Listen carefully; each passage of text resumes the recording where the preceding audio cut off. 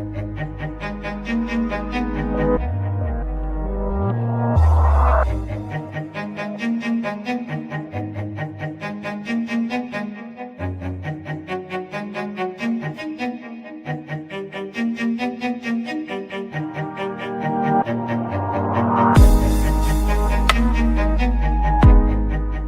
it in the keys? The fingertips that reach out to touch them?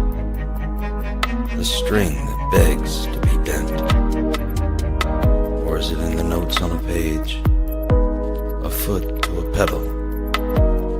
The infinite space between imagination and skill? Or is it simply music?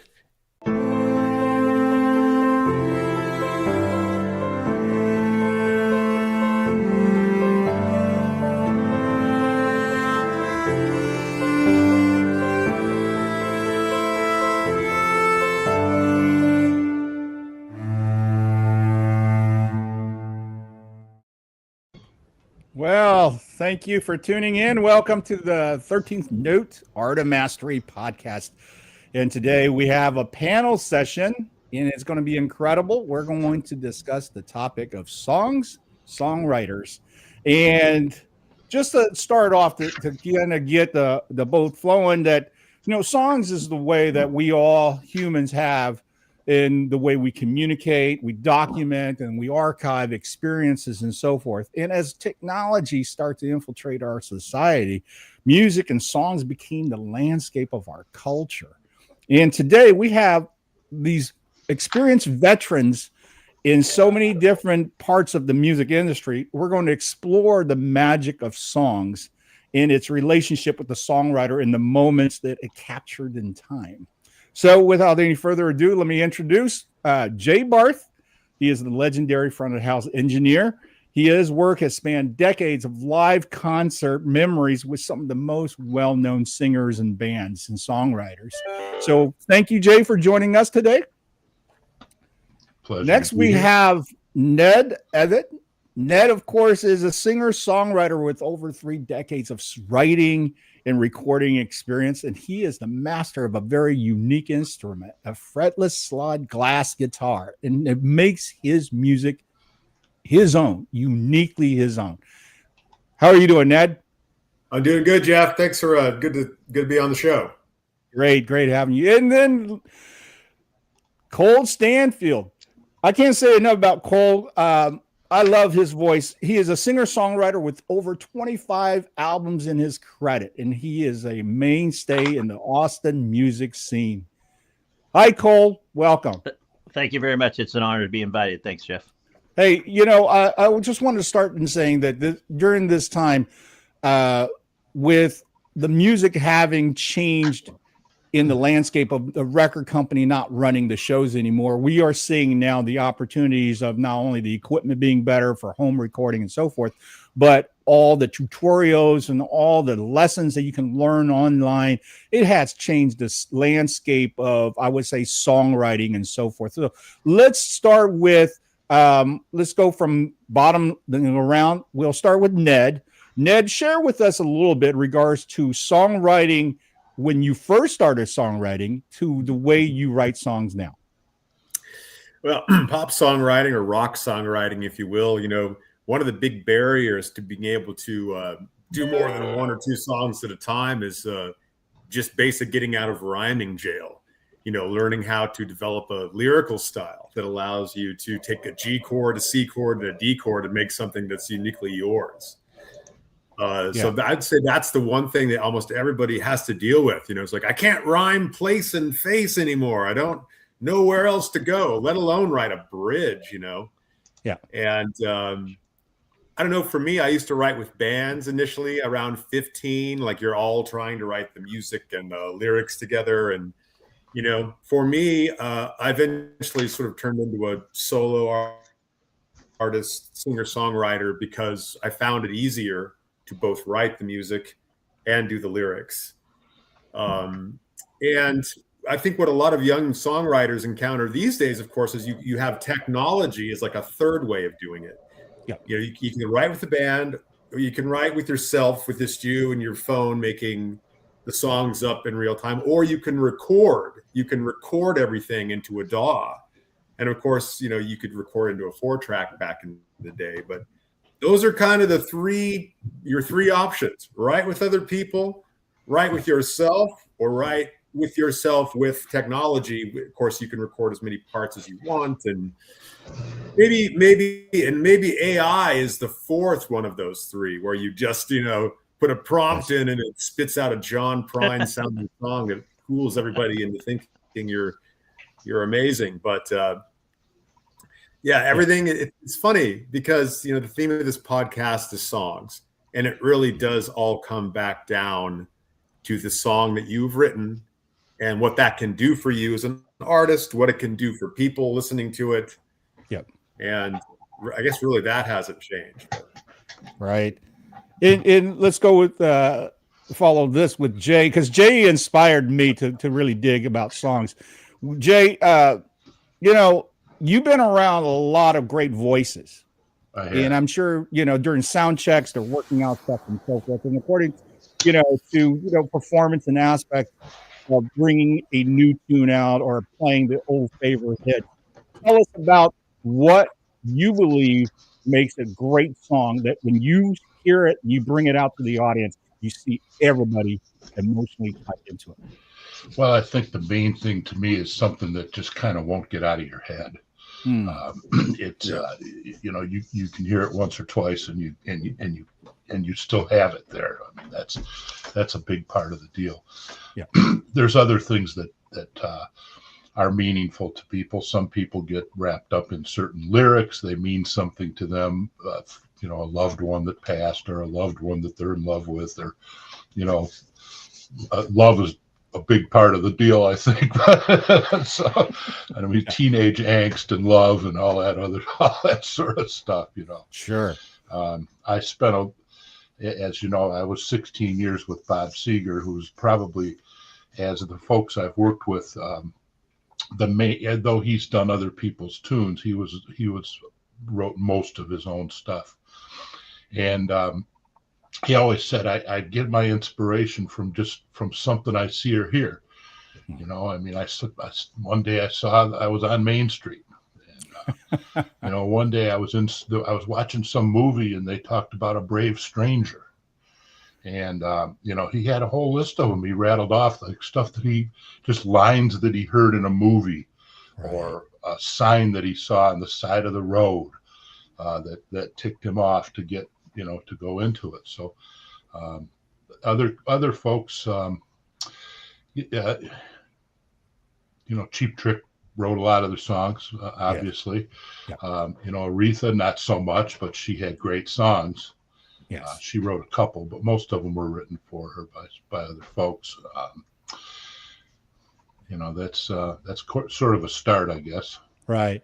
Yeah, it is. And, like you brought up Bob, and I was thinking about this as I was preparing for this podcast, that, I love Bob, and I love the stuff that, of course, the radio hits like, Night Moves, Hollywood Nights, all these little songs, all were so different, that the uniqueness of it, and especially like you brought up Main Street, that is so, to me, not really commercial compared to what was going on at the time, but it became commercial because it hit a nerve and really, really brought out a certain emotion. And I think Bob does that really well. Yeah. And it was one of those Muscle Shoals things too. So, those guys added a lot to it. Yeah. Cole, how about you? When you were writing songs from the beginning, when you were young, back in the days when we all got out of high school and so forth, right? Yeah. To now, sure. you are a tenacious writer. What I mean by that is you set schedules and you work hard at developing your craft. Talk about that. Yeah, no, I think for me, I know I've said this on multiple podcasts, but for me, my brother introduced something to me years ago called, it's just like a songwriter challenge. It's called RPM Challenge, and it's to write, record, and finish an album in literally the 28 days of February. Wow. And what that got me past, which I think is a real thing that a lot of songwriters have a problem with, which is their internal critic, right? So your internal critic is always going to say, that song is not done. I can't let it out. It's not good enough. It's not, it's not what I want it to be. It could be better or whatever. Right. And that particular challenge gave me the excuse to say, you know what I created in 28 days is good enough. And I can always go back and record and redo it or rewrite it or send it to somebody, have them do it better than I could possibly do it or whatever it is. But it definitely, it gets you to the point of letting go. And I think that's a real hard thing for songwriters to let go, especially because as a creative, I think you're trying to create something that is kind of soul releasing or kind of letting go of something or kind of expressive in some way. So they're all your babies, right? Every song's your baby. And, you always want to make them the best you can possibly make them. But, that release is, as a result, has turned out for so many albums for me. And I, it's funny, I always say I'm going to go back and record them and, but I always go back and listen to them and really appreciate them now. Like, go back and listen to one I wrote 10 years ago. And I go, wow, that was me when I was first trying to figure out how to play a grand piano, because there just happened to be one at work that happened to be tuned that day. And I, was fiddling around the keys and came up with a little motif of some sort, So I think, I started writing with bands, around the age of 14. I was lucky enough to be in one of those original bands. At 14, we did a few covers, but we really enjoyed writing our own material. And so at that age, luckily I come from a father who's a poet, so had a little bit of that influence in me. I was able to just put lyrics to songs that we were writing. So started off with a Porta 1, and we figured out how to do a 4-track recording, and ever since then the equipment's just gotten a little bit better. And like you said, Ned, the tools that you use throughout the years have just gotten better and better. All the way through to AI. I look at AI as a tool. It's not an excuse to not write your songs. It's just a tool to get you some ideas. And so for me, all those tools, as they've gotten better, my songs have gotten better. And what a beautiful way to grow as a songwriter, just with using those tools and still able to kind of let out your creativity and just continue to do what you love. Right. Do you collaborate with other writers, Cole? Mm-hmm. Yeah, I do a lot. In fact, I was just thinking about before this podcast, during the pandemic, I reached out to a lot of friends on Facebook that some of them were songwriters and some of them weren't. Some of them were just, poets or something like that. Yeah. And I reached out to a lot of them and I said, hey, let's try something. You send me something. It could be something you recorded on your phone, and I'll take it and try to turn a song, make a song out of it and send it back to you. No, no charge, no nothing. Let's just enjoy what it is that we're doing, and we can still get together and do some stuff. And some of that stuff was absolutely fantastic. It's refreshing sometimes to work with somebody that doesn't have a lot of knowledge or even a lot of experience. Right. They're just going to do something. And then with the tools I have, I can take it and chop it up, or I can take it and add vocals over it. It's really refreshing sometimes to get that fresh perspective. Oh, I bet. Ned? Yeah. I know you write with partners. Well, I do. Like, and what Cole is saying, it's like you become a sort of a producing songwriter. Mm-hmm. Like when you work with people, like, oh, it's all right. I can record this, and you can take it from demo to finished recording. Maybe your writing partner does not have those skills, but like in Cole's case, my case, and Jay, I don't know if you do any studio engineering. You probably, but being able to fulfill that role is really rewarding. There's some of the songwriting talent out there. It's not that they're savants, but they can write a really good song, but they don't know anything about recording it. That's always kind of refreshing to me. It's very like you know what I mean? Like when you make the recording, where all the bones are buried, where all the edits are, and but working with somebody that brings the song in, it's really fun, I find. I did a record with a Los Angeles band called So Long Cowboy, and their songwriter is Randy Redroad, who's from Texas originally, and he's a screenwriter. He wrote for the Outer Range show on Amazon with Josh Brolin. He wrote a couple of episodes for that. He's done his own films. He's an amazing songwriter, and again, it's fun to have the skills to record, although you do have to kind of, in this day of digital recording, you have to make sure that you have some kind of a deadline, like something that, so you don't sit and work on one album for 3 years. And that also affects a lot of songwriters. You hold on to work for so long that it starts to get worse over time and not better. Agreed. I know I made probably the best record I ever made in the studio, which is called Treehouse, that I made with Adrian Ballou, who's producing it. And we made it in 9 days. It's like a 16-song record. And without his guidance, basically a good producer tells you it's not getting any better. and this, songs are interesting that way when you get them in the studio. Like, some work really well live in the studio, like the band gets together and you play it and it's pretty much all there. Some are more like building a ship in a bottle. But some of the shows that Jay is, like some of the bands Jay has worked with, that's just like so interesting, because those bands, created the sort of the gold standard for like a whole generation of 2 generations, 3 generations of musicians after them. It's funny you mentioned some of that, Ned. Some of Seeger's songs were they used mix number 3 out of 96 or something. So true. Wow. Yeah, and that was back in the days. Well, I was going to say there was times back in the days where everybody was turning out 2 records a year, and they were hitting the road right after that, because it was like less than 40 minutes worth of music on an album, right? So that gave the opportunity. I think that changes the landscape of the fan base when you can offer that many songs, opposed to giving one song out 72 minutes and then that sucker sits on the market for 2 years. And I think it's harder to keep the flame alive on that than it is if you were doing it every 6 months. What do you think, Jay? Well, I know the Kiss guys really rolled them out when I was back there. Yeah. They were.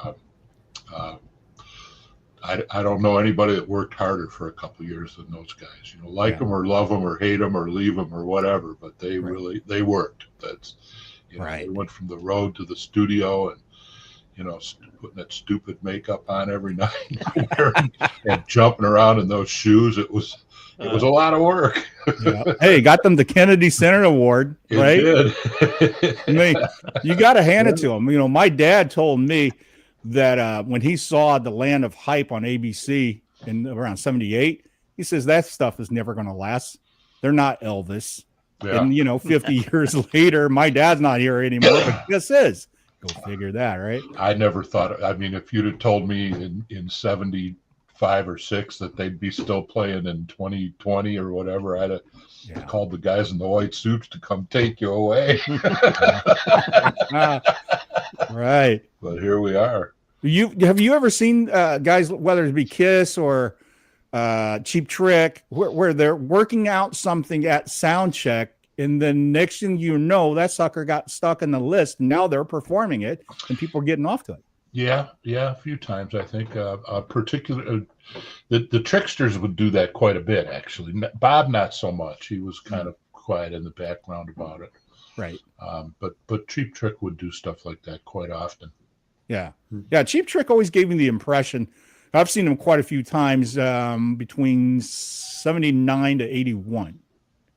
And I think that was a really hot spot for their career at that time, right before the Flame and MTV took off. So it was really the Budokan Dream Police period. Yeah. And I've noticed at that time, the audience was really just full board, like how Kiss was in late 75, 76, because that particular record just lit a fire on there. So, Jay, what other records have you seen of all the decades you worked with that it sparked something like that with a song or a sequence on the album that made everybody goes, oh my God, this is great? Then I'll start with one, Boston debut album. Yeah. Right. That I think changed the scape of it in regards to how that particular sound went. Well, and one that,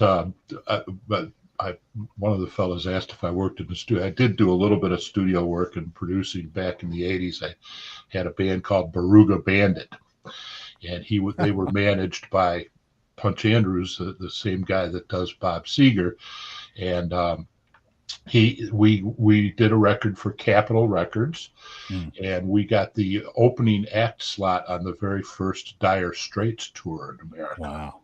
Wow, So, that's awesome. That was that was a record that's kind of like that, Yeah. a record debut that was pretty huge, so. Right. Cole, you have a memory that the record came out and just blew your mind? I mean, for me, it was the beginning of everything, right? It was like listening to Kansas from start to finish. It was listening to those epic albums. It was listening to The Wall. It was listening to those huge albums that just told the story that you just wanted to melt into that, that image it was creating in your mind. Right. And so yeah. Would you consider progressive? Right. I would say Kansas really was in the beginning. It's definitely, it was what we as musicians listened to learn our skill. It's what we were trying to copy. It was what we were trying to be able to do.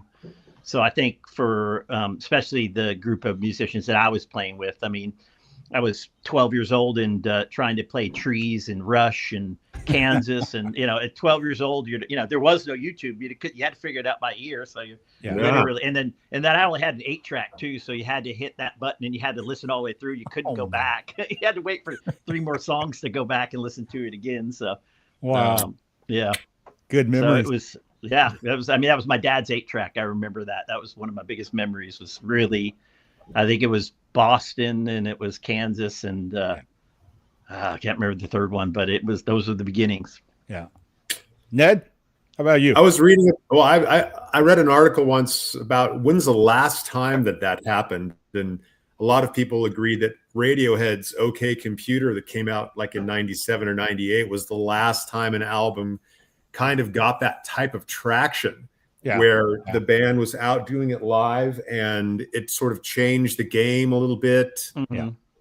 And I think about that statement, that article, and I think there's some validity to where things are now because, we had that progression in the 70s from Bob Seger to Queen to Van Halen to Dire Straits and many other bands, of course, but they really did arrive and became part of the sort of popular consciousness, not just the bands, but their albums and their music, their songs. Yeah. And things are just in such a weird space now with streaming. And of course, the business has completely changed. But I see a lot of young bands trying to recreate like the Zeppelin thing or the Pink Floyd thing or whatever, they're trying to, and they're young kids and they're trying to recreate that magic. Maybe that'll lead somewhere. I don't know. But, yeah, right now it's very interesting being a performing, working songwriter where you're out there on the road. This summer I was out with Joe Satriani and Steve Vai as their opening act in Europe, and I got to play some venues I've always wanted to play, like the Hammersmith Odeon, stuff like that, where Dire Straits recorded Alchemy, that live record of theirs. And, it's kind of like that sort of thing. Like there's the K-shaped economy. I think the music business is like a double L shaped economy. We have all these legacy acts, including Kiss, bands that are still on the road that can fill a stadium, Chili Peppers, blah, blah, blah. And then there's not a lot in the middle. And then there's kind of everybody else like playing smaller and smaller venues. But the song thing is interesting because it still does really come down to that tune that connects with that. Always. Yeah, I agree. As a matter of fact, my inception of a teen going into working into club band, the biggest advice I was given from a guitar player, a band leader who was working the circuit at the time. Cole, you may know him. His name is Ro Miranda. So Ro was a guy who was making good bank at a teenage years with his band. And he said to me, he goes, well, if you want to do this business correct, you got to do several things. You need to write. Number 2 is you need to sing. Don't just think you're going to go up there and finger tap your way into stardom because that ain't going to happen. And I thought to myself, and I go, really? With this world going Eddie Van Halen crazy, I have to do other things? And as I got into this career deeper and deeper, I couldn't be more open to what that suggestion was because that truly was the case. Eddie was so much about the song too. Like Eddie Van Halen's rhythm parts and his songwriting were just, that's, his pyrotechnics also were filling butts and seats, but those songs, right. He was the whole package, as they say, right? But he was the guy that all his riffs sounded simple until you tried to play them. That's right. Dire Straits, of course, Mark's model kind of pulls more from that J.J. Cale, Hank Marvin thing, but same thing. Like people want to hear that last arpeggio on Sultans of Swing, but they want to hear, Romeo and Juliet and Six Blade Knife and all of those songs. They want those songs. That's crazy. Right, Jay.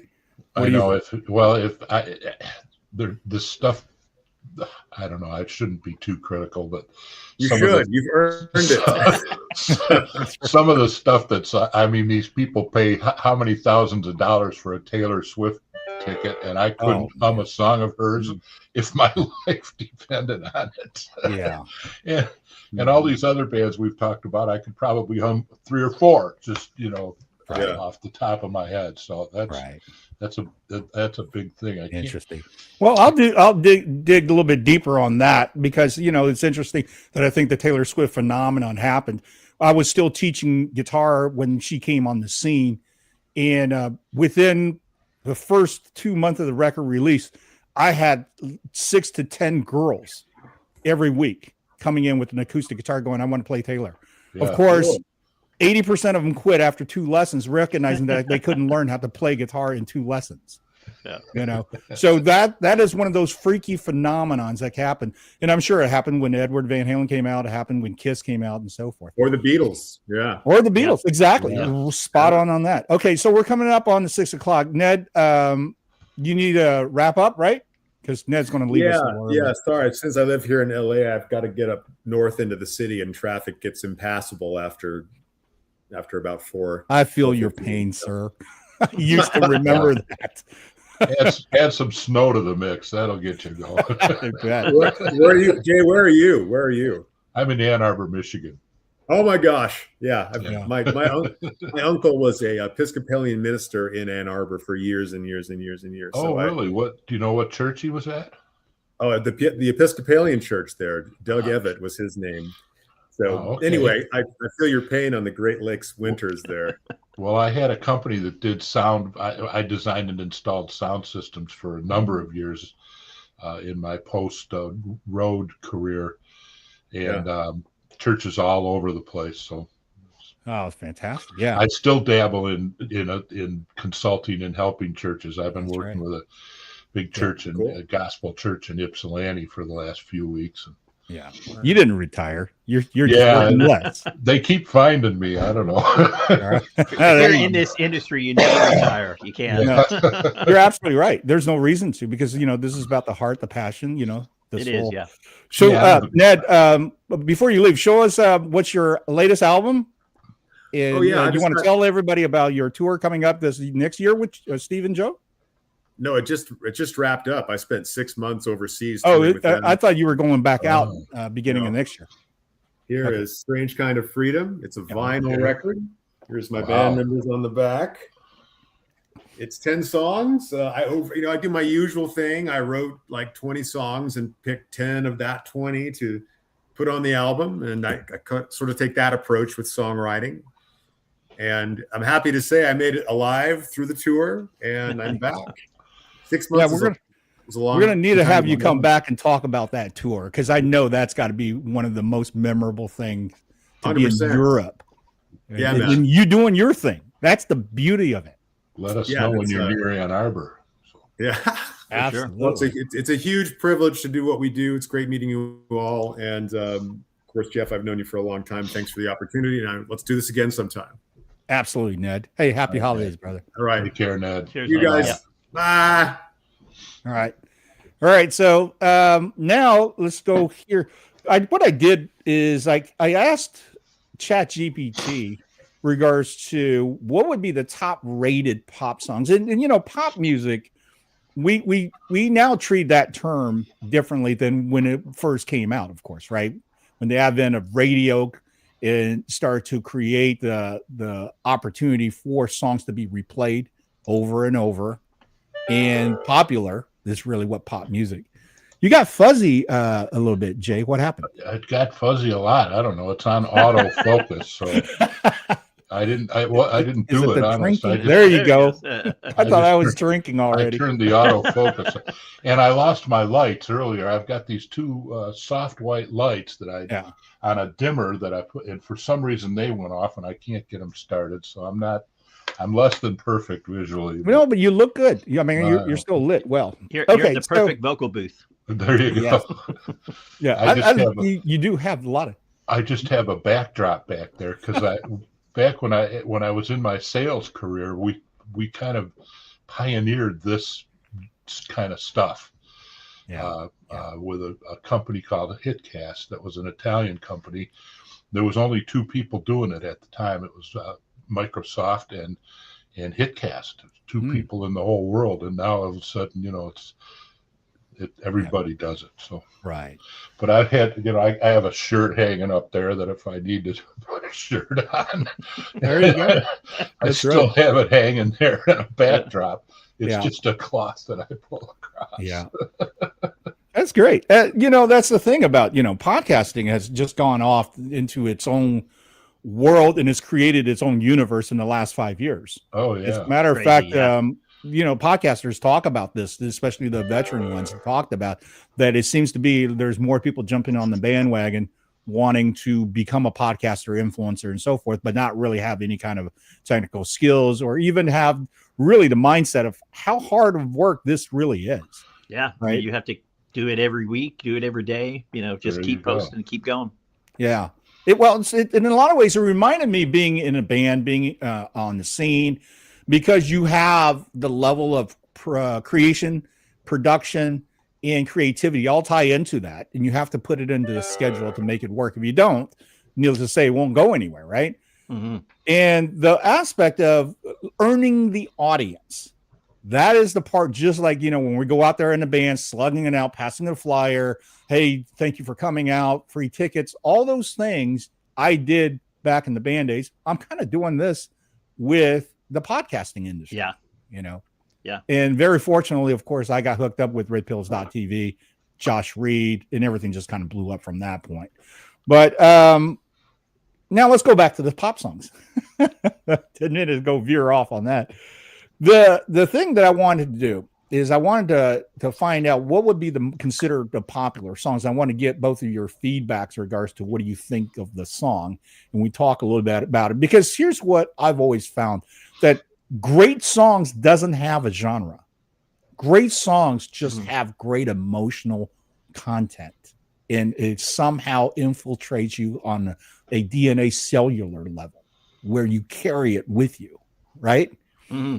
So yeah, here's the top songs. Number one song being Yesterday by the Beatles. Okay. So I of course, growing up in the 70s and playing in bands starting in the late 70s, early 80s, Yesterday was always talked about when I read magazines and so forth, trying to do my research. And those days doing research was really tough because that's it, magazines and books. And Yesterday's often mentioned as the most recorded song. Jay, give me your point of view in regards to, and I know you were growing up during the Beatles invasion, British invasion time. Yeah, I was, when I was 10 years old, I started playing guitar, and what I did was learn Beatles songs. So that was right. And I had a neighborhood friend. His name was Robert Gillespie. We called him Gigi. And he went on to become, we played together all the time and hung out together. He became one of the top guitarists in the Detroit music scene. He played, he was with Mitch Ryder for years. He played in the reconstituted MC5 with Rob Tyner before he passed away. He's got 4 or 5 other bands around Detroit. Very famous guy. He passed away a couple of years ago. And but him and I grew up, we were learning Beatles songs. Yeah. And what do you remember about the songs as you were learning it? Was it complicated? Was it, this is crafty? What were thoughts you remember? Well, it was ridiculously simple, really, when you look back on it. It was easy enough for us to learn. Nowadays when I look back, I think about that. There's genius in that simplicity. I think. Yes. That's. And we mentioned things like Main Street. When I toured Muscle Shoals last year, which was a treat for me. I love going to these famous museums and seeing stuff that goes on. Yeah. And you listen to all these records that those guys made, and it's, there's nobody ever plays too much. Right. It's great.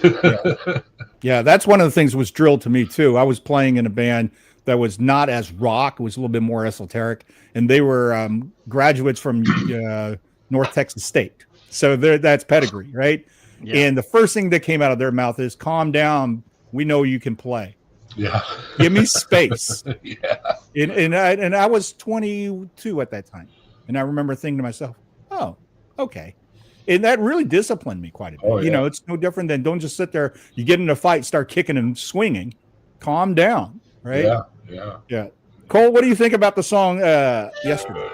I mean, it's like Jay said, it's simple. I mean, I think I've always made the argument you can write a hit song with 2 chords. I mean, it's about connecting with something that's kind of ethereal in a way, but kind of just tapping into something that's grander than what you're saying in a way. The words in some way mean more than what they just literally say. They're kind of descriptive, but they allow anybody to kind of interpret them in their own way. Yeah. I absolutely love artists that do that. I try to do that myself, where I may have been thinking about something and I write it as a whole, and that picture, by the time I look at the whole as a picture, it may be something different than what I started off writing. Sure. I think that capturing that kind of entity as a song and that simplicity is some of the best songs in the world. That doesn't mean that a song can't be complicated, but I've always made an argument to leave that space, especially as a singer, right? Playing with some of the prog guys that I've played with over the years. Sometimes you go, "Hey man, where do you want me to sing in this? Give me a little time." You want me to leave stage the guy while with you're playing the RC, right? The RC. Hey, dude, calm down. I remember asking. I said, "I can just leave stage for the 10 minutes you guys want, and I'll come back on." But I mean, that simplicity is the key to almost everything to me. Right. You take 2 chords. That's the beauty of writing a song, right? Is that you can learn those 3 chords that you learn when you are the 2 days into by the time you you grab a capo and you can write any song. So it's a beauty of that simplicity. Yeah, ain't talking about Love from Van Halen's 2 chords. I remember reading that in his guitar player interview and thinking to myself, then I went back and listened to it and going, okay, it is 2 chords, but he arpeggiates, he accents. Exactly. He does all kind of little things to create that dynamic. Yeah, you'd be amazed what you could do. You write 2 songs that take 2 chords and then write a verse, a bridge, and a chorus, but use those same chords, but just play them a little bit different. Right. You can make a great song. Yeah, I agree. Yeah. Jay, let me ask you this: being simple, like what we're talking about in songwriting, I think it helps the listener, because most listeners, your fan base, are not musicians. Sure. In the case of Kiss, I distinctively remember hearing the song "Come On and Love Me," and I thought this was brilliant. I'm a Capricorn, she's a Cancer. I mean, he had this wordsmith thing that was, I thought, beyond just good. I thought it was great. Yeah. Did you see that being developed as night after night, seeing those guys doing this? Well, I mean, they were all about songs, and they were just simple, let party all night and party every night and every day. They were, Detroit Rock City. I mean, get the Firehouse. She sets my soul on fire. I mean, it's almost silly. It's so simple, but that's what made it happen, is that, you could remember the songs, you could hear it, they were simple, and they brought it off. And I think one of the things about having good, clean, simple type of songs, that you, as a kid who is learning how to play, then you can grasp it. I think that's huge in regards to getting that message, building the fan base, and writing that iconic song. I don't think any kid will sit there and listen to Baker Street and go, "Oh man, I can nail this." Yeah. You know, I mean, I don't think that's because I remember at 13 when that song came out, and I thought this is a great song, but what the hell are they doing?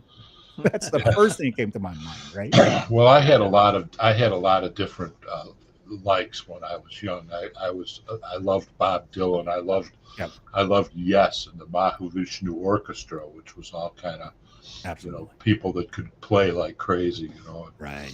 The other day I was reading an article about the girl that sang the thing in the Pink Floyd song where she all goes like crazy. Right. Great Gig in the Sky. Yeah. And she made like 30 pounds for the, it was the scale for the 2 hour, right, 4 hour recording scale was 30 pounds or something like that. And they ended up paying her a bunch of money later on because the part became so iconic. Yes. Yeah. No doubt. And I think for a lot of us who at that time when the record was somewhat fresh, the first decade, we always thought it was a black girl singing it. Yeah. We had no idea it was a white girl in Britain that could do this off the street. She was, just a side musician girl that sang, and she put her heart into it. That's for sure. Oh, no doubt. Great song from that record. Yes. That record is just iconic itself. Oh, yeah. I think that sound, the way they approached it. I mean, and there's a lot of YouTube stuff now that we see David Gilmour talking about using the synthesizer, using the pedal steel, and you're kind of looking at it, it's like, wow, what creativity. And even some of that prog rock stuff is a lot. I can think of 2 or 3 Pink Floyd things in my head, or Yes things in my head. Right. It's complex and musical that they're, as musicianship as it was, they were still songs. They still got you humming along when you got in the car at the end of the day or something. So think about a song like Roundabout. You can't quit singing that. Exactly, Cole. It was, that was the way that they got crossed over. I mean, I hate to say how many people that are so talented that can play. I mean, I can think of people like Yngwie Malmsteen. He plays 3,000 notes a minute, but Jim McCarty can put more soul into 3 notes than. Right. I just never heard a song or any feeling from the guy. So I don't mean to slam Yngwie, but some people might like him. But no, I'm a huge Yngwie fan, but I understand fully exactly what you mean by that. I mean, he can play, but I don't know. No, I think there's a level of virtuoso musicianship, that is on the top shelf level of performance on the individual instrument. However, it is not going to resonate with everybody just due to the fact that I don't think that, number one, we're taught the level of aptitude to our music when we're growing up, unless you're in a musical family. I really think that if you went to public school, good luck with that, right? Because they're just basically making sure you're going to survive school. It's like advanced songwriting. Once you get to the point where you get to the point where you can physically do that, you want to at least let people know you can do it. Oh, absolutely. Okay, so let me do this. Instead of going song by song, I'm going to just name off the songs, and then we'll start with Jay regards to pick the song that I've named, that if you have any fond memory or point of views toward. So we did Yesterday from the Beatles. Sure. And the top 10 as followed from, of course, Artificial Intelligence is Imagine by John Lennon. That's a song that is on this list. What a Wonderful World by Louis Armstrong. Love the song. Right? Yeah. Bohemian Rhapsody by Queen. Now, see, that to me was just like out of nowhere. Something can go on the radio like that. Yeah. I was blown. It's so iconic, right? I mean, it's so unusual. So it's going to stand out. Right. Oh, no doubt. As a matter of fact, I was at a family vacation thing, and we're sitting with 3 grandkids in the back seat, the kids in front with the wife, me, my wife. Song comes on, the entire car singing it. The youngest being 11 years old, the oldest being 72. Was it Saturday Night Live where they Well, we couldn't complete the whole thing without doing the head bob, right? But that just shows you the power It's generational, what that song, you know, it is. Yeah, no doubt. And it's just, and it's funny thing, you know, I'll tell you both that when I went and saw Queen for the first time, the only time they came in was 1980 when they did the Game Tour. And when I went to see that, I only knew like, We Will Rock You, We Are the Champion, and a crazy little thing called Love. That's it. That's all I knew about that band. By the time I left, I was so blown away that the entire arena knew the lyrics to Love of My Life, to, you know, Save Me, whatever it may be. That immediately next day I went to the record store and bought the live Killer Queen. That's how much it impacted me. One of the couple bands that I seriously regret never having been able to see. So, yeah, well, it's top. You know, when people say, "Well, what's the most memorable shows that you've seen?" Queen is definitely right up there. Yeah, because yeah, especially all my British friends and whatnot. They're all like, "Yeah, they were the stuff." And the other one that I regret not seeing that all my British buddies said was Thin Lizzy. Oh, I bet they all rave about Thin Lizzy. I mean, right. I never got to see them or work with them. So, what are you gonna do? No, you can't see everybody. You're gonna go back and look at live footage and do your best. Right. You know, with Thin Lizzy, I've tried to find there's like TV shows and stuff, but there's very, very, very little available, like just raw concert stuff. Right. You know, I'd love to see, you know, an 8mm thing of them, and I can't find anything about it. So. Right. Yeah. Because I know back then television appearances was all canned music. So there's a couple things out there from them if you do some searching that are sort of recorded live, but they're professionally recorded, and you know, it's nice, it's fun, it's good, but I'd like to see a show.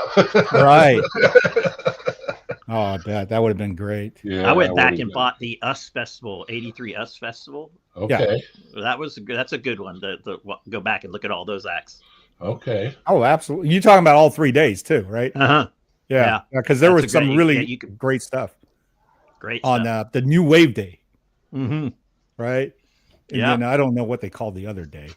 There was a rock day, I think, because it was rock metal, right? Yeah. Yeah, the introduction of Jake E. Lee happened that day. And I remember when I saw that on Showtime, I was like, oh, man, this dude is even crazier and better than Brad Gillis. That's my first thought because, you know, Brad was incredible to having to step in the shoes of Randy when Randy gone, right? Yeah. So that was, definitely memorable. Van Halen was always great, needless to say. But, all right, so let me finish this list of the songs and see what you guys think. Rolling down on the other side, we have Like a Rolling Stone by Dylan. Yeah. Yeah, I hear that a lot. Yeah. But I don't necessarily think that would be, that's me. Respect by Aretha Franklin. I hear that all the time. Iconic. In my house. Yeah. Hotel California, the Eagles. Or Eagles. Yeah. Right? Mm-hmm. I Will Always Love You by Dolly Parton. Okay. You know, that to me actually is on par with Yesterday on the way that the song lays out. Yeah. You know, let's finish out. The last two songs on this list is Stand By Me by Ben E. King. Okay. Love it. Yep. Great song. Yeah. And Let It Be by the Beatles. So Beatles get to be on two slots. On this. There you go. Right. And you know, let's just set aside for the Beatles. You know, it blows my mind how great their career was in that one decade. Oh boy.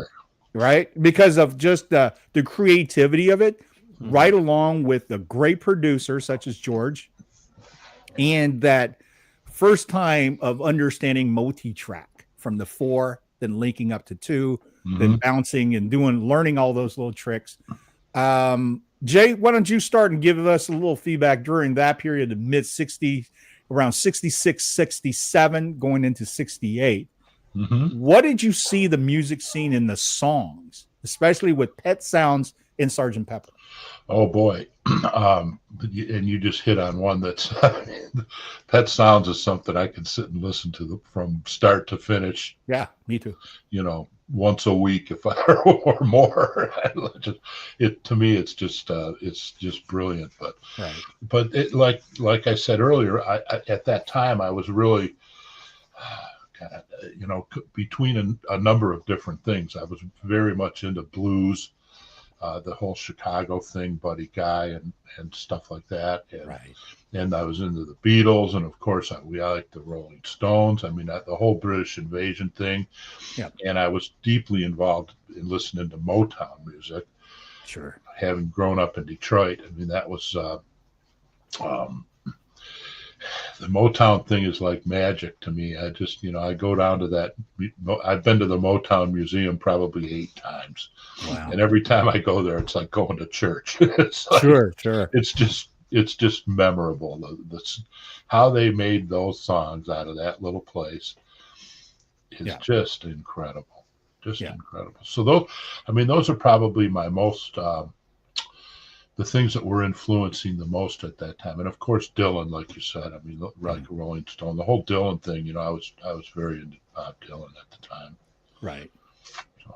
Yeah. Dylan was so popular that the peers, such as McCartney, Lennon, Hendrix, were all digging him so much.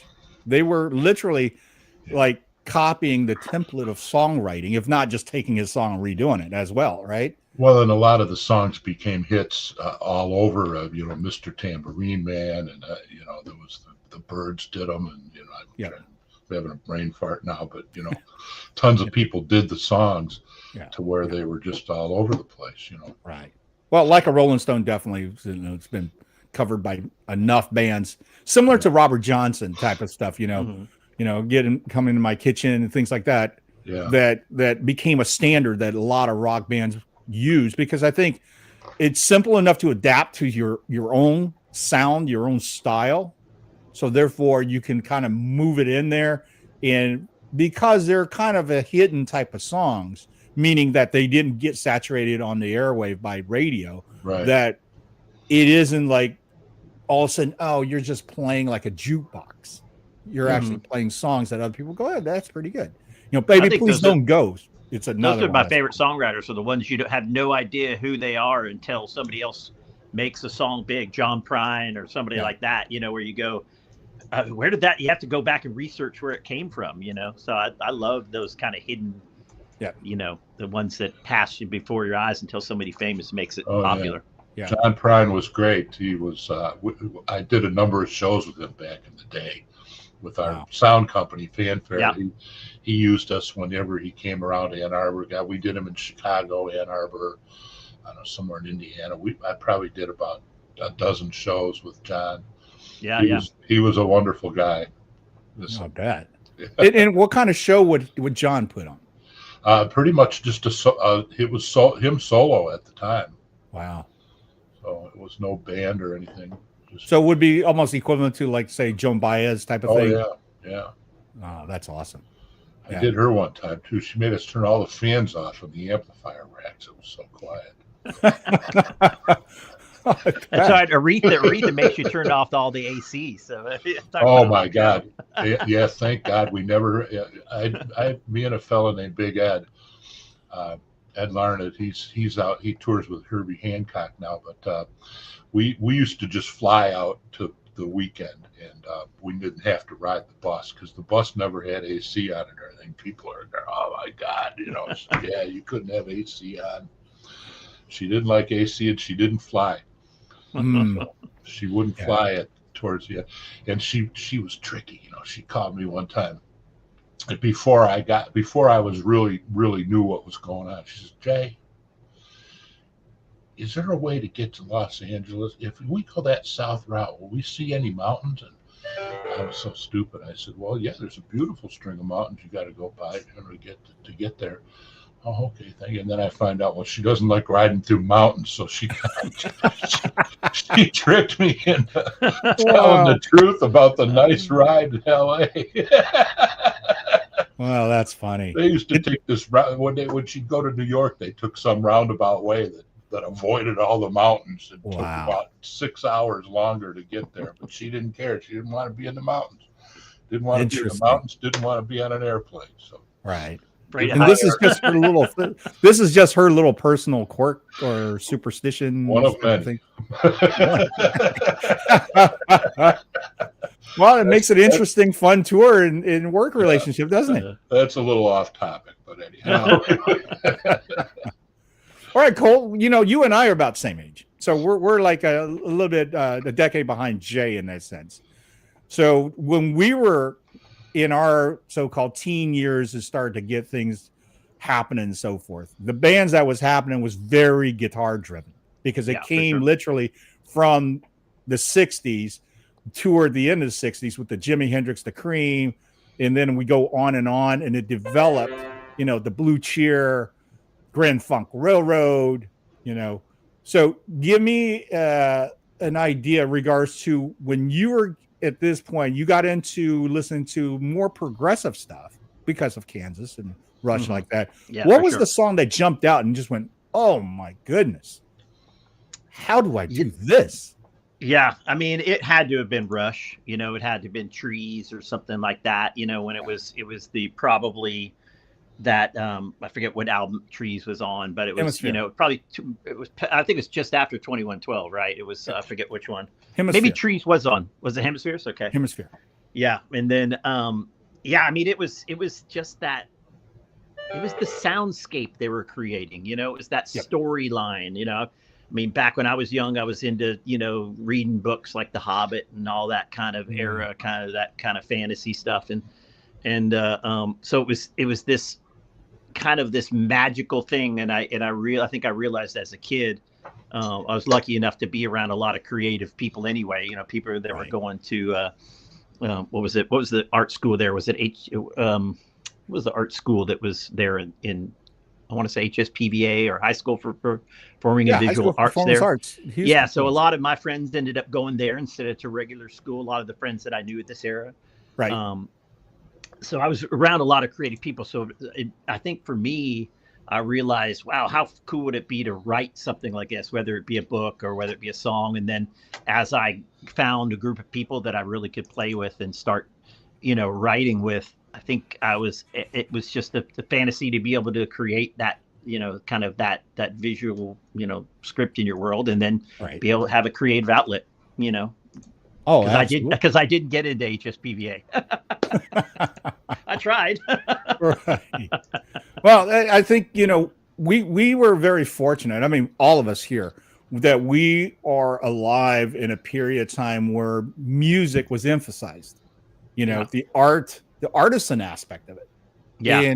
And this, I think, really started with the advent of guitar being away from just part of the orchestra. Like, Charlie Christian started with playing single line notes, right? And then, of course, by the late 40s, early 50s, Les Paul and Mary Ford really gave that scape a different, fresh view to it. And then, of course, Hank Garland and all kind of guys start popping up with this great things. But the Beatles, that Ed Sullivan things, I can't begin to say how many more musicians that I've seen that is iconic, legendary musicians, right? Whether it's be Simmons, whether it's be Mike Campbell, whoever it may be, all points at that moment of going, something went click in my head and go, I got to do that. We were all on our TVs that night.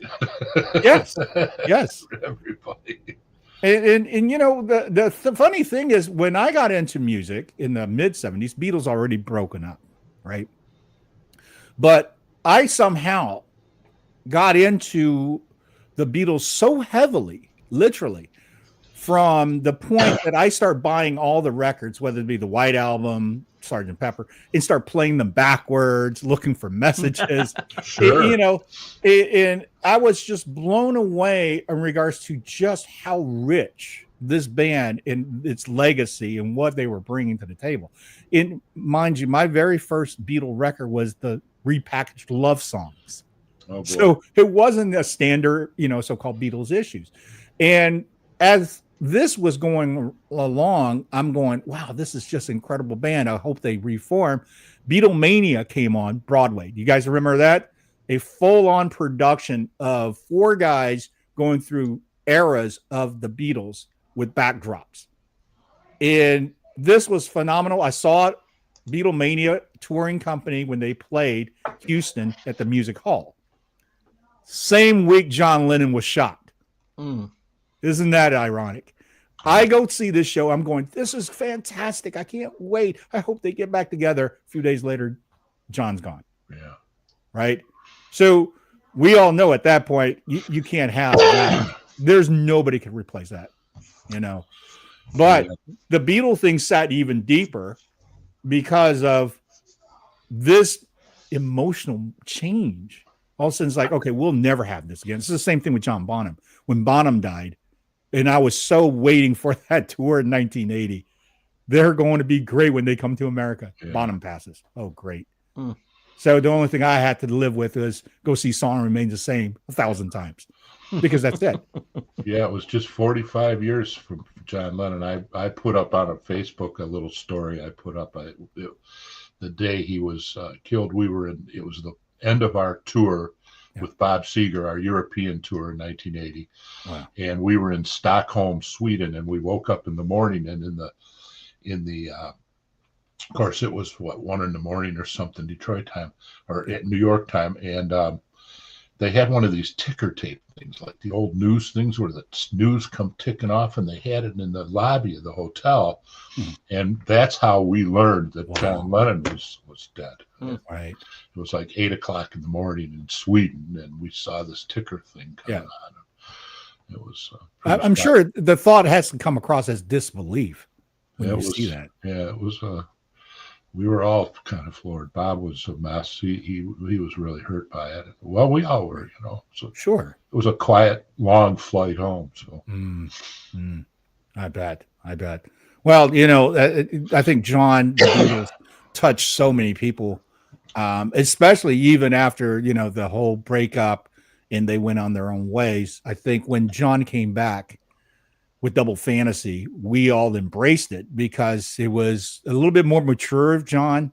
It wasn't so angry at the world, John, if you will. And I remember at that time when I got Double Fantasy and listened to it, I was like, this is not the Beatles, but I love this. And I couldn't wait for them to come back out. I didn't know if they were going to bring Yoko, because I saw Yoko Plastic Band thing, and I just went, he left the Beatles for this? Right? And of course, now the most famous thing is that television appearance with them and Chuck Berry. That thing, I think, has got multiple millions of views just from Chuck's expression having to deal with that, right? So let me ask, let's start with Cole on this one. Tell me a song that is not often mentioned, but just always gets to you as, man, this is such a great song.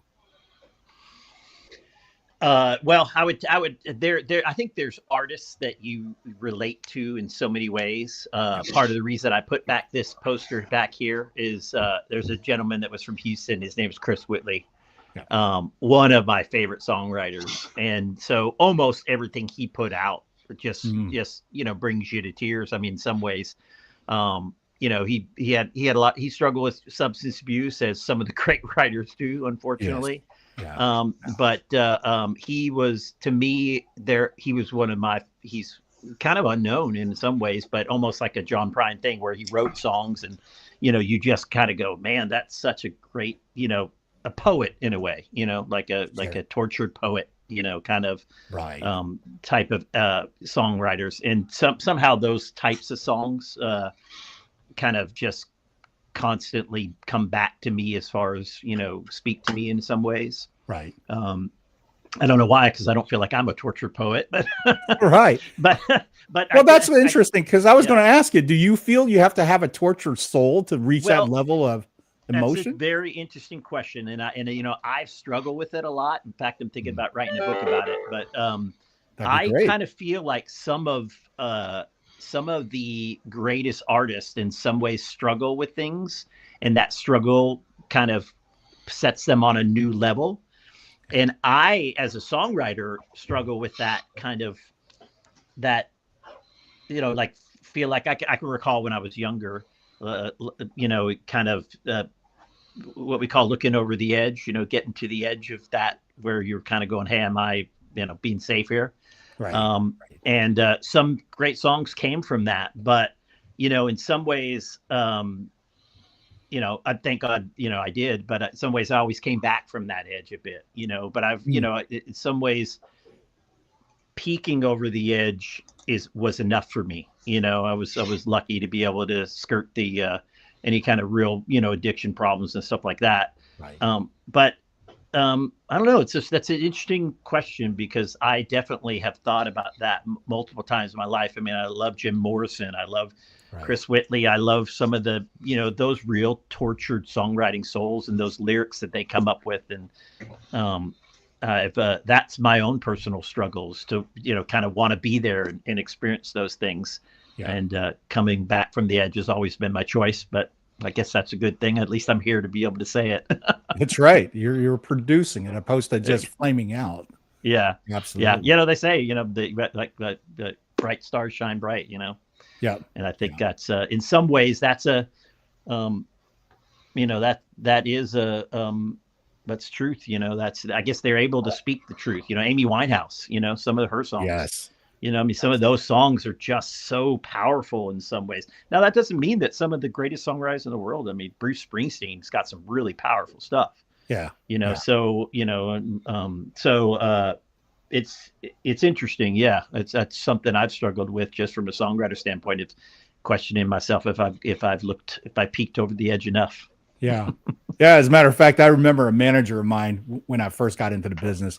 He says, "You haven't learned anything in life yet, son. You really want to be a great musician? Go hitchhike, leave home." Yeah. And I looked at him and like, "What are you, nuts?" He goes, "No, go live life, then come back and tell me that you're a great musician."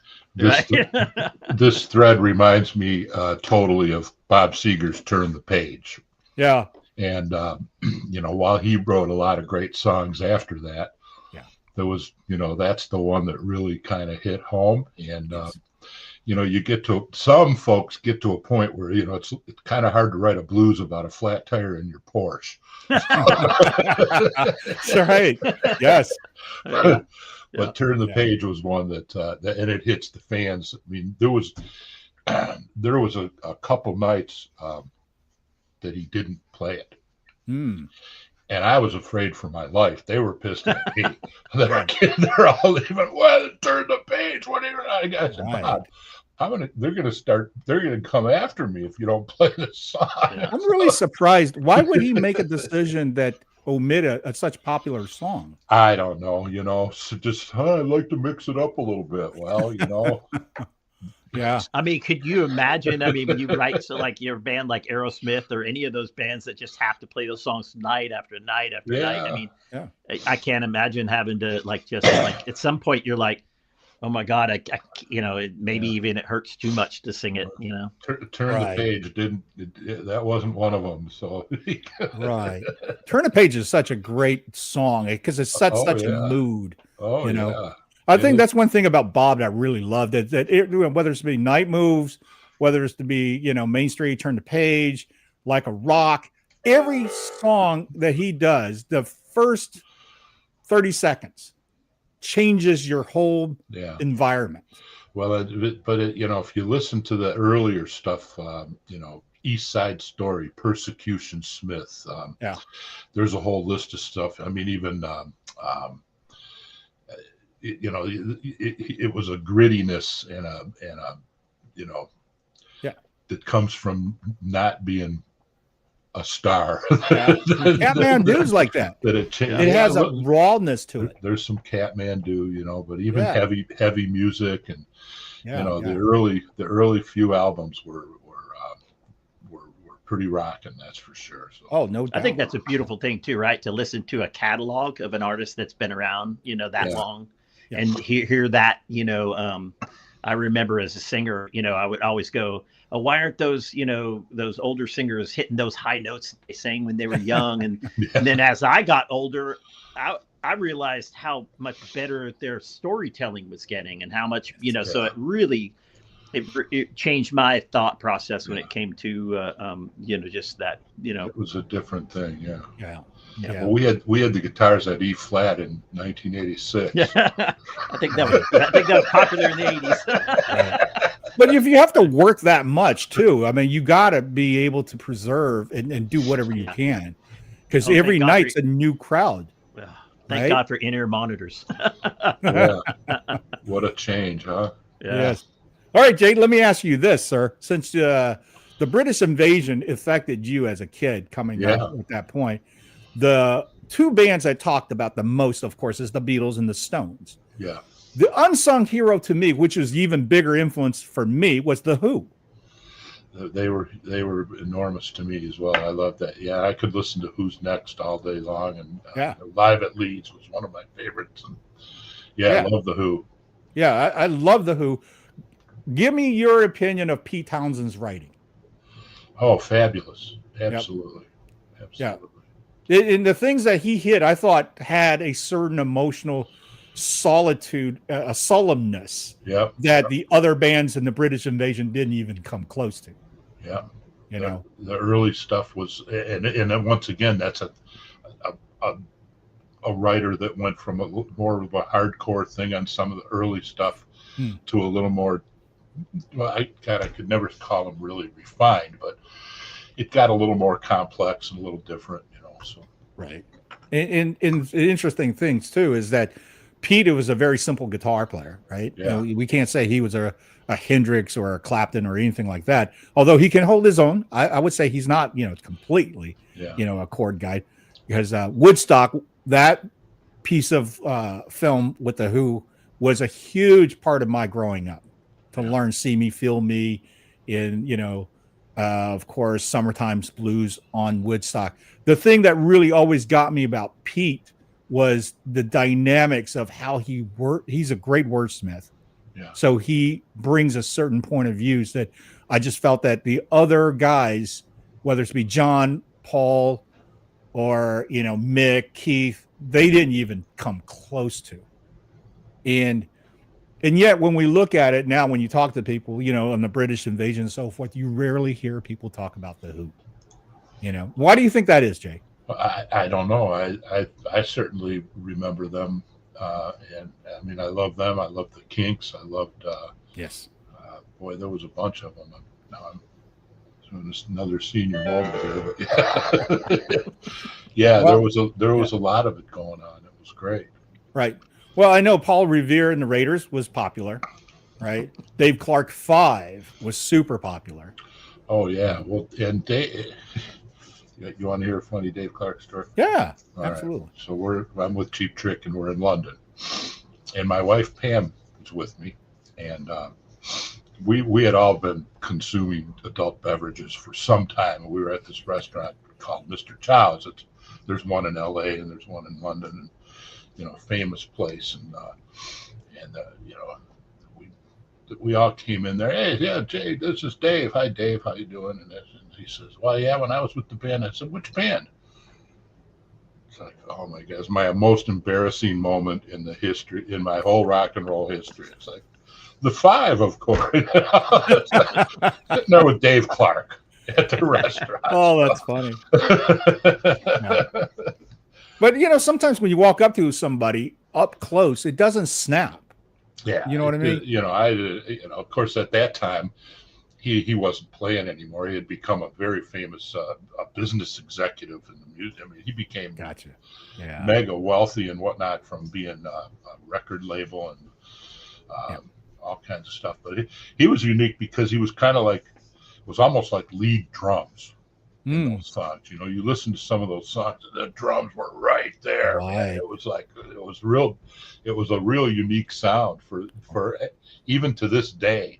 Yeah. You don't hear a lot of bands that are kind of led by the drums, So yeah. Well, that's where I think when a good band has equal components. When I say equal components, we're talking about Rush. We're talking about Led Zeppelin. We're talking about the Beatles, and those kind of guys. And the drums are not just the beatbox.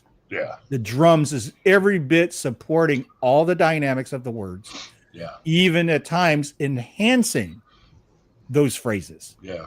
Right. And I love Keith Moon. I think Keith. Yeah. Oh, yeah. The way he and Ginger Baker had the similar effect to me. Which was they're moving with the song. They don't necessarily come back to the same thing even though the guitar chords is there doing the same thing, or the vocal melody is doing the same thing. but because they moved it just a bit, the song is alive. Yeah. Opposed to cut paste section 1, cut paste section 2, There's and only then it becomes, you know. very few that could get away with it. You know. Well, you have to be really, I think, in tune with your band. Number one, you have to be really on top of yourself, understanding who you are to your instrument. One of the things I've discovered, I can say, I listen to Van Halen excessively because I just love Ed. But Van Halen 2 is probably one of the least listened to record out of my Van Halen collection because, you know, it starts off with, you know, She's No Good and Dance the Night Away. It's, you know, kind of poppy.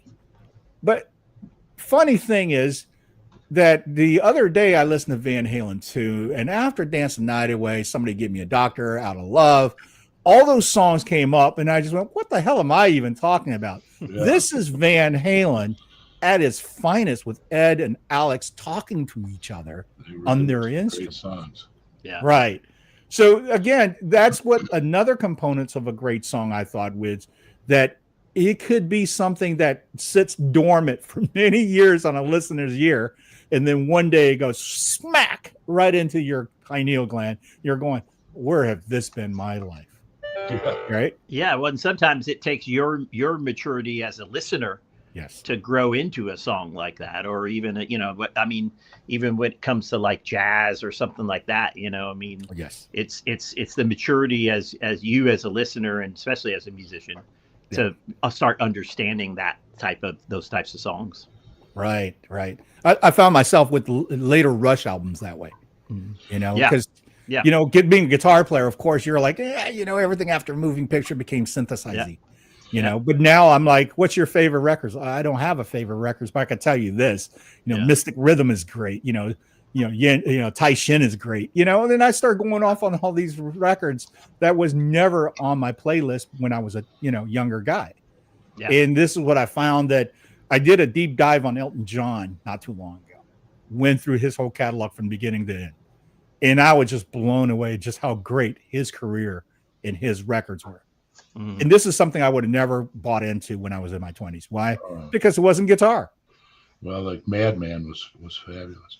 Since we're on drummers, can I pop up a picture here real quick? I want to post something. This is, if I just hit present, I think. I have it in the stack here. I don't know what to do to show it off. Let me see. Can you put it up, or do I need to do something? Is it Rush Drumhead? Yeah, there you go. There you go. Look at that. Well, that's you know, they were our opening act, our favorite opening act with Kiss, and I cherish this because down at the bottom it says 40 years of friendship, and what do you get? A broken drumhead signed NP. All right. So, there you go. That's awesome. That's great. Right. That's fantastic. Yeah. And Neil's such a great guy. You know, I read several of his books. Wonderful, great guy. We had so much fun with those guys. Right. Yeah, it's interesting how he didn't like the fanfare, you know, the meeting greets or any of that. But yet he's always so very deep thought, very I think considerate. Some of the things that I've seen that Neil have done is that when fans wrote letters to him, he write back postcards with in-depth knowledge of what the questions were. And he used to ride his motorcycle. They had one of my best friends, Craig Blazer, CB, lives in Ann Arbor here, was their production manager for years. And he had his own bus, and he had his own little trailer behind the bus with about 4 motorcycles in it. And there was a fellow it was a good friend of his. Yeah.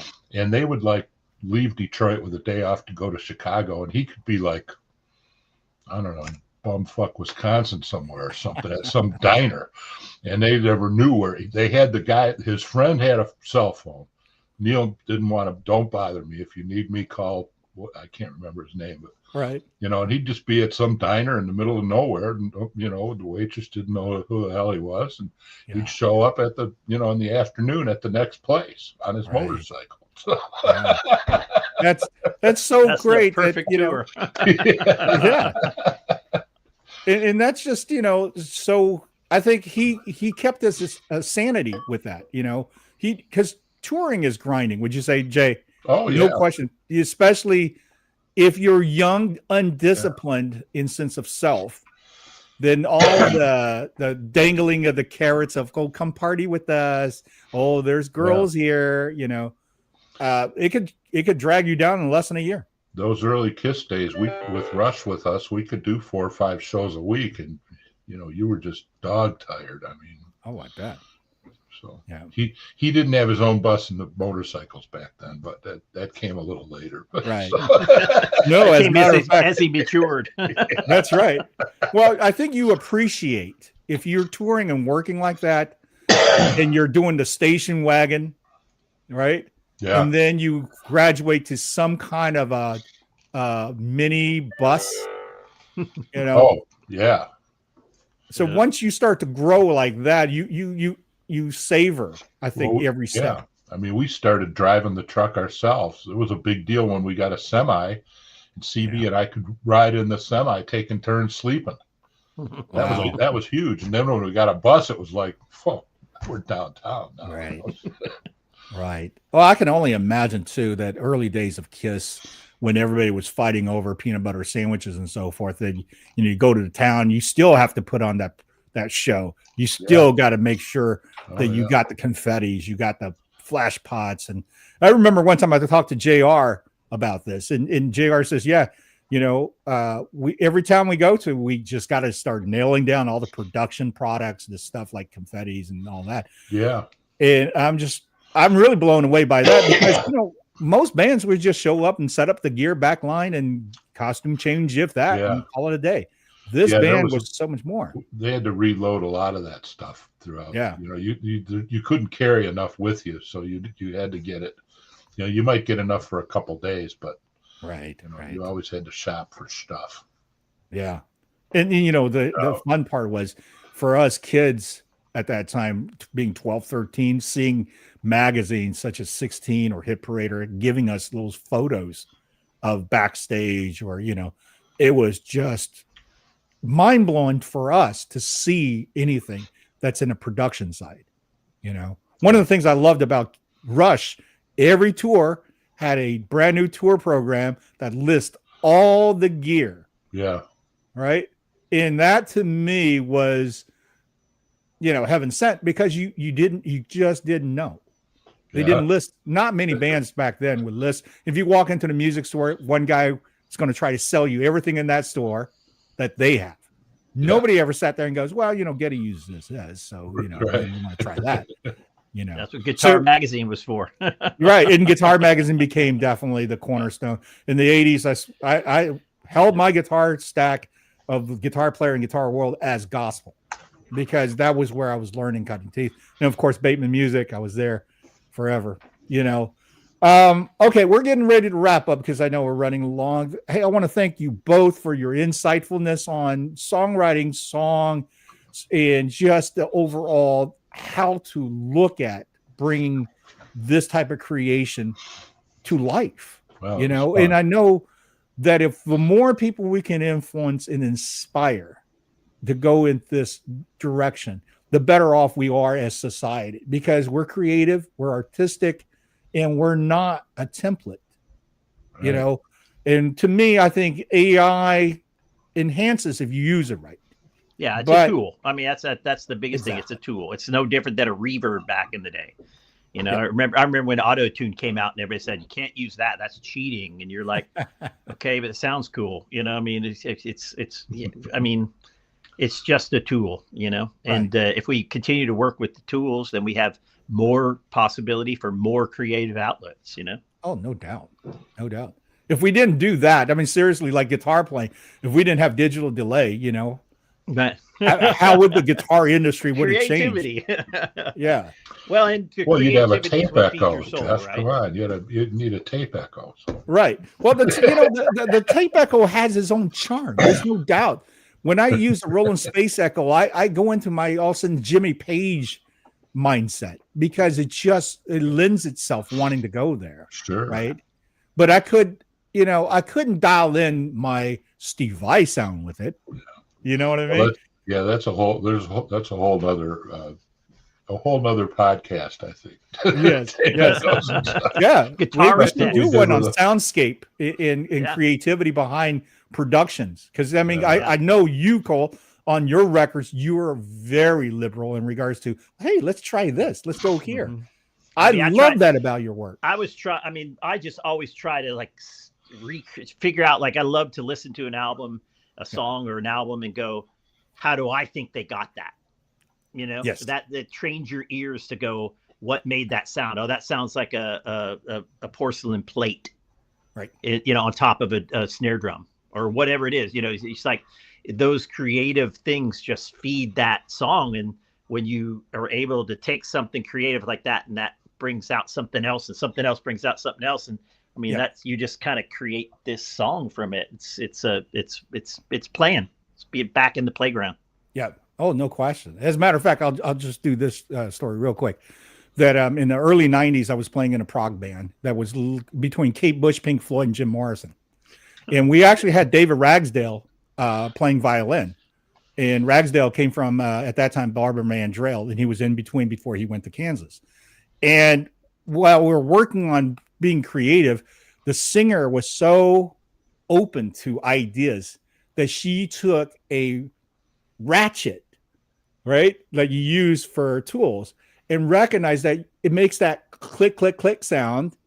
And hey, it fits in the sound, in the beat, in the message we're going on this particular song. Yep. Who would have thought of that, right? So Yep. next thing you know, we're doing this song. She's up there going cheek, cheek, cheek, cheek, cheek, cheek, cheek, with a ratchet.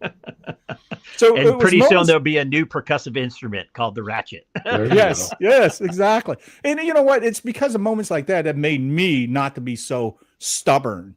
Yeah. Oh, well, Edward didn't do that, or oh, Jimmy Page didn't do this. It totally opened up. And I'm grateful for those kind of experiences, So let's do this. Jay, Yes, sir. what words of wisdom would you give to people who are wanting to become a songwriter? I would think that, you could always search songwriters, but some of my favorites that you would listen to would be like in the Motown vein. You got Smokey Robinson, you got Holland Dozier Holland. Yeah. You have there's a couple others in there too.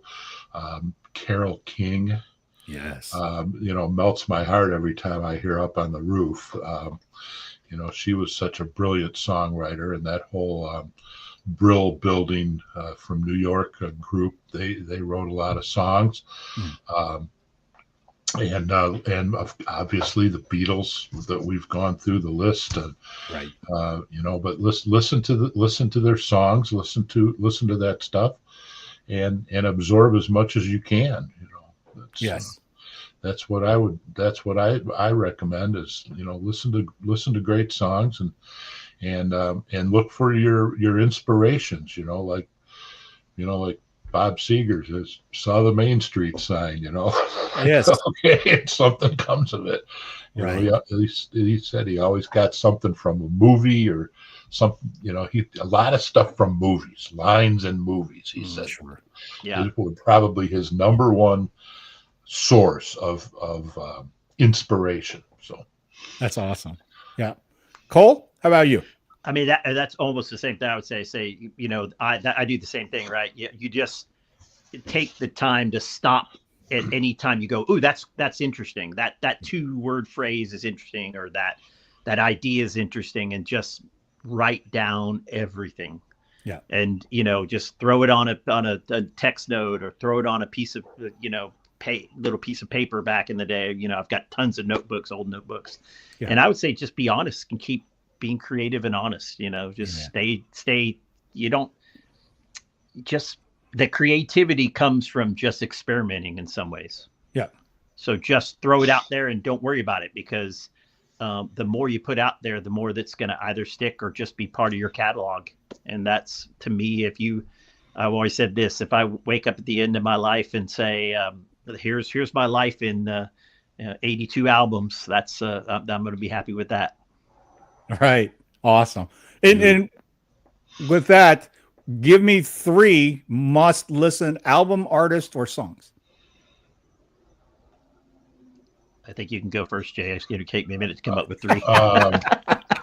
Well, I would say Beach Boys' Pet Sounds. Yes. What's Going On by Marvin Gaye. Oh, And great. oh boy, what would be the third one? Songs and I can't remember the name of the records, but I would say the let me think. You got me on that. Because there are so many, isn't I it? wrote them down. There's so many. Yeah. Yeah. No, I'm with you on that. Sorry.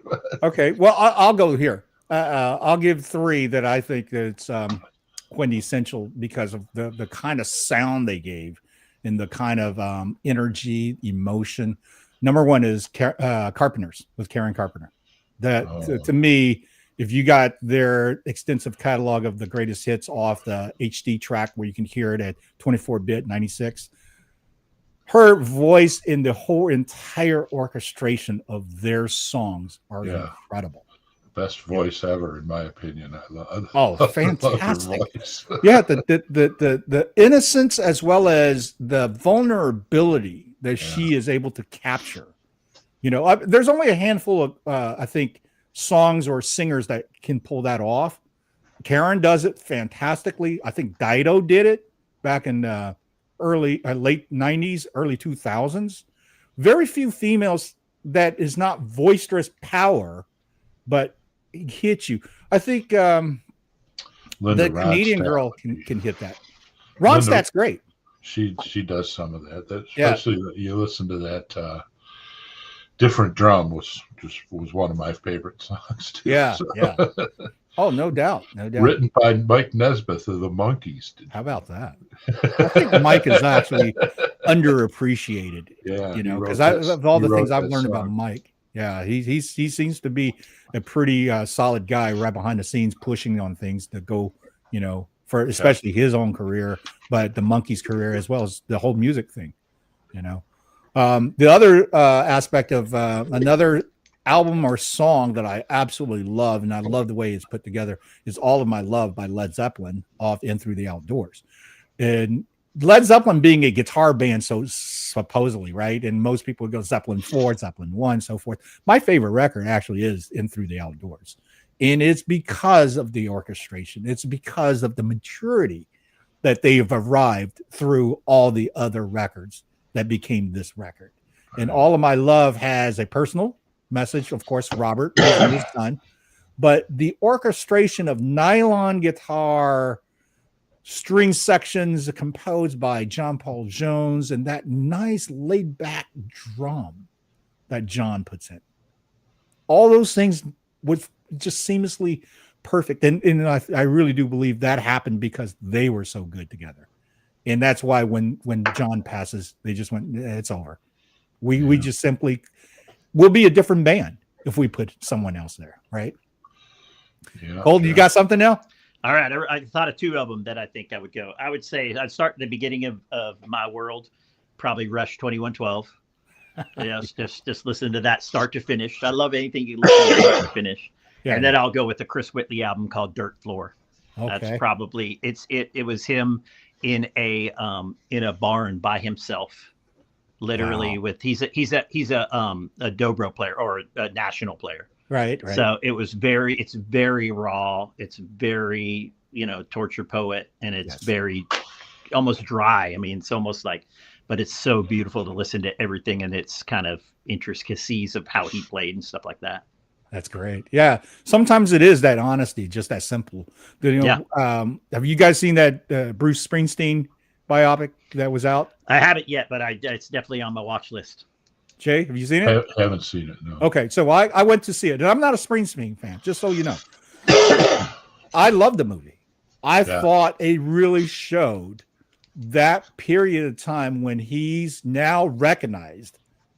Before MTV blew him up, the USA and all that crap, he had Born to Run and all this. When Nebraska hit, this is what the movie was about. Why did Nebraska became the record? And they told that story fantastically, and it made me appreciate songwriting in a new way I'll have From to look watching it it. up. I Yeah. haven't seen it yet. Yeah, it's a good movie. Anybody who's into songwriting should check it out. Even if you're not a Bruce fan, because this, the funny thing is, after I saw the movie, I came back and of course, listened to Nebraska. The movie's better than the record. There you go. And that's, it is what it is, folks. Yeah. And that's not a knock on Bruce. It's just they did a wonderful emotional content ties to the audience the way they presented how Bruce was. Where the record it shows you the power of storytelling. Oh, yeah, absolutely. 100%. I'll have to check it out. Yeah. Gentlemen, thank you both so much. And All of right, course, Jeff. Ned, who's gone, right? That was fun. Yes. Yeah, Yeah. I think this is Enjoyed it. fantastic. Like I said, I want to influence and inspire many generations after us. Hopefully that the words that we're able to share in the intentions and the thoughts will help other people to be inspired and go into an artistic direction in music, in It songwriting. feeds your soul. It will for the rest of your life. Follow your Absolutely. dreams, feed your soul. That's good. Yeah. Okay. All right. Thank you, everyone. Thanks, everybody. Thanks everyone Thanks, for Jeff. tuning in. Appreciate everything. Yeah. And don't forget, like and subscribe. Art of Mastery, the Definitely 13th do. Node podcast. This will air on redpills.tv on Sunday. We're streaming live now on multiple platforms. So once this is shot, they'll see it again. And I'll have both of you back, and we'll do another one on producing, and we'll do another one on other soundscape. I think there's a wealth of knowledge from both of you gentlemen as well as Ned that everybody else can benefit from. Yeah, I want to hear more about that I glass appreciate it. guitar. I gotta.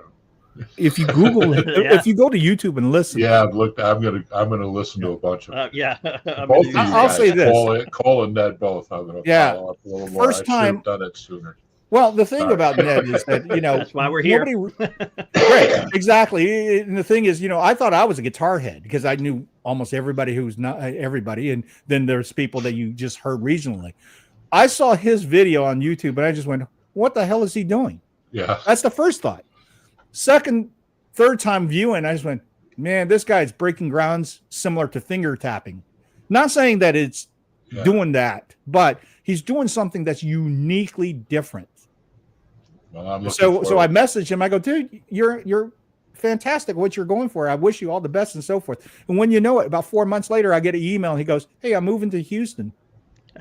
You want to hang?" Right. I'm like, "What?" Right? And that's how Ned and I became friends. That's great. Yeah. Good So- times Small world, right? Yeah. for sure. Right. Happy holidays, everyone. We'll Cheers, see you guys. All right. soon. Hey Jay, one other side note. My Yeah. band back in Houston did open up for Cheap Trick there. Did you? For a few times? And I got to tell you, his monitor set. I'm the singer, and Yeah. it was before I had in-ears, and the monitor setup that he had. Oh Yeah.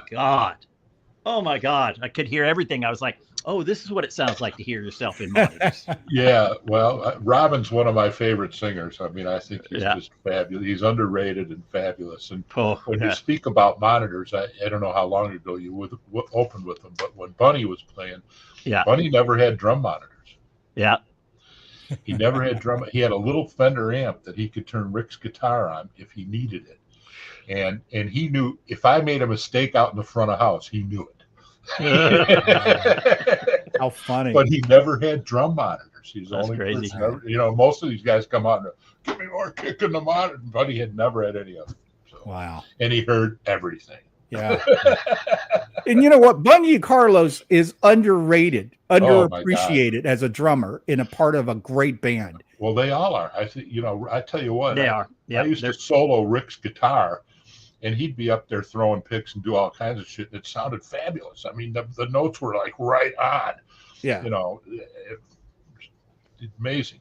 Oh, no doubt. That's why I said, when I saw them at the 79, 80, 81 spot, it greatly influenced me Yeah. in regards to how to give a great show, how to have energy at different type of songs, Mhm. right? Even Yeah. at a ballad, you still have to keep it up, right? There you go. And then the other thing is, same thing Ace Frehley said. People watch with their eyes; they listen with their eyes when you do a show. So if Yeah. you're not really bringing it, people will perceive you're having an off night. Yeah. you know, regardless how great you played on your instrument, you know. So those were big takeaways for me once I saw it. Of course, you know, Rick doing his thing. It just never ceased to amaze me how much energy that man can bring to the table. Same thing with Pete Townsend. I saw Pete and I was like, this man's 39 years old at the time of their first final, you know, farewell. He was doing things on stage and jumping around more than guys half his age easily. And that day inspired me to say, you could never go on stage and just mail it in, phone it in, stand there. Bring it. You got to bring it. Yeah. All right. Thank you so much. Good day, everyone. Merry Happy Christmas. holidays. Yep. Take and care. we'll see you on the next 13th Note, Art of Mastery. Nice to meet you, Jay. See you, Jeff. You too, Cole. Bye-bye. Take care.